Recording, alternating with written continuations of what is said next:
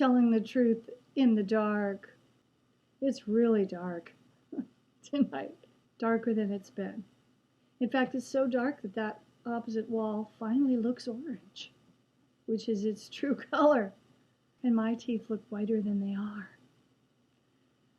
This installment is about the influence of the suspension of disbelief caused by television series on perception. I've been binging The Sopranos for weeks and weeks and weeks. Started watching it a couple years ago with my partner because I had never watched it.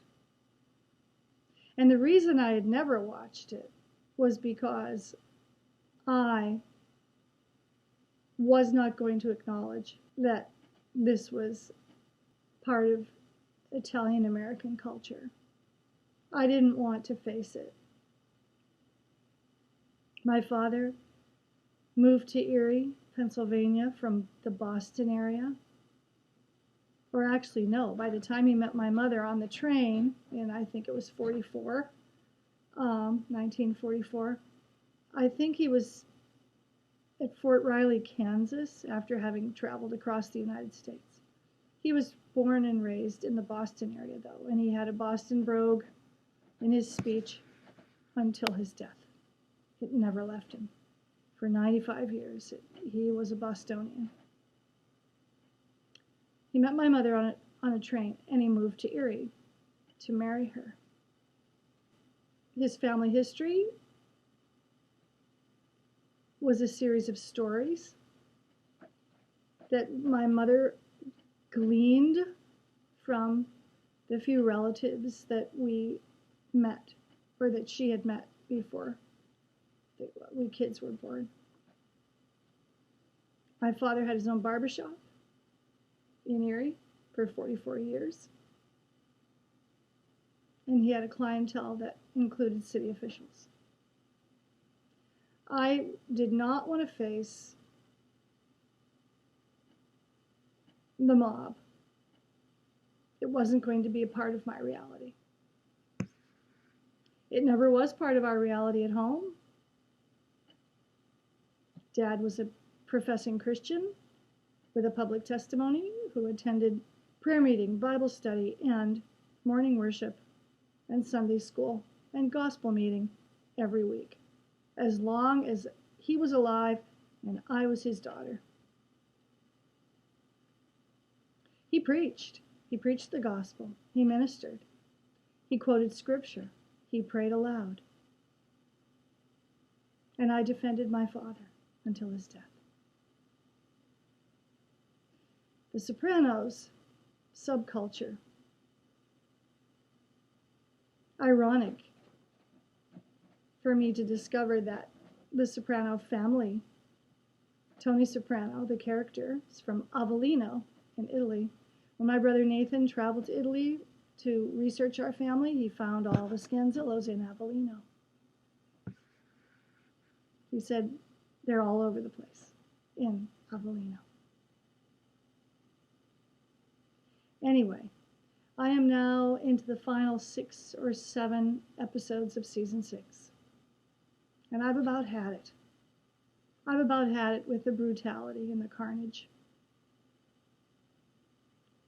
And I don't get numb to it, and I don't get used to it, and I still have to look away. But the part that I was struck by in recent days that is even more disturbing is the level of deceit that is maintained between the men and the women. The Italian mobsters who are male never tell their wives or their children what they're doing. And as I approach the end of this series, I am beginning to wonder, and you know, you've all seen it. Everybody's seen it except me. But I'm starting to wonder, is Carmela going to trip over the body of Adriana on her spec home land piece on her property? And will she still be identifiable by way of jewelry, shoes? I'm wondering, how is this going to end? Don't tell me. I'm sitting here in the dark. I don't need to be scared any more than I already am. There's a guy that lives across the street from me. He carries a gun. And he stands outside to smoke. And when he stands outside to smoke, he faces my living room window. It's kind of creepy. And it's getting more creepy by the day. The effect of the script and the characterizations and the portrayal of Italian America on The Sopranos is closing in on me.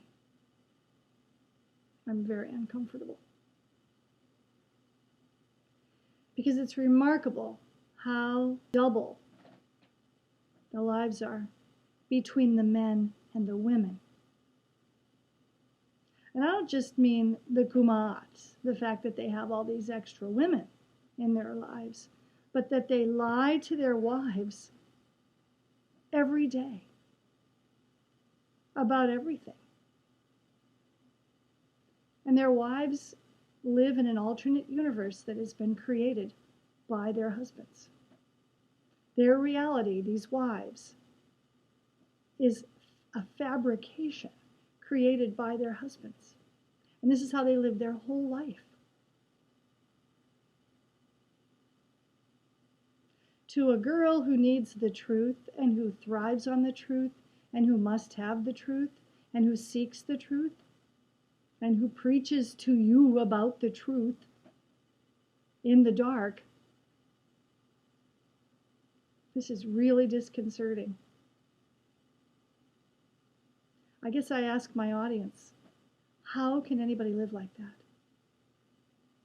To even suspect that you might be living like that will make you crazy. Trust me, I know. I've been feeling crazy, wondering what's true and what isn't. In this COVID outbreak that we've been enduring since January, I'm sure at least a few of you have been feeling the same anxiety. If you can't catch the virus by marching in a throng of thousands of people outside, yet all of our venues are being shut down. I'm a professional musician, and concerts that draw crowds have been shut down. I'm not trying to insinuate or imply that the peaceful protests are somehow wrong. I'm totally in support of them philosophically. But how can they be happening when the rest of our lives are being shut down? There's an inconsistency there, and I can't reconcile it. I don't know what to make of it. How about you? Do you feel like I do? So The Sopranos, all the captains and the wise guys and the, what are the other names for them? The associates and the family and the leaders and everybody. They fabricate a reality and hand it to their wives and families every day. And these women trust their husbands without question. So upon what is trust based? I thought people had to be trustworthy to earn someone else's trust. Blind trust? I didn't think intelligent people lived like that. Aren't we supposed to trust those who are worthy of our trust. So I'm on episode 9, I think. I think there are about 10 or 11 more episodes. It's Christmas. Carmela just got the permit to continue building her spec home. Juliana Margulies is one of the new stars. And it's funny because when I stop watching episodes, I switch over to Billions, the season that's active, and she's on that show too. So television series, particularly when you binge them, there might be a cumulative effect on your perception of reality. Maybe your reality kind of gets infiltrated by this suspension of disbelief. Maybe the lines get blurred. Or maybe we're just becoming more insightful. Maybe they lend clarity and help us realize things. The light dawns even in the dark. I suppose the psychologists and sociologists will be busy doing studies on the effect of binge watching during the COVID shutdown. See if there's a correlation between mental stability and the amount of binging that is going on, particularly with respect to what we might be binging. Granted, I'm the last one to the party. I still have a flip phone because I like the way it takes photographs. And I like the hard buttons. I don't like this, I call the other ones swipe phones. Remember episode 1? I like concrete objects in my hands.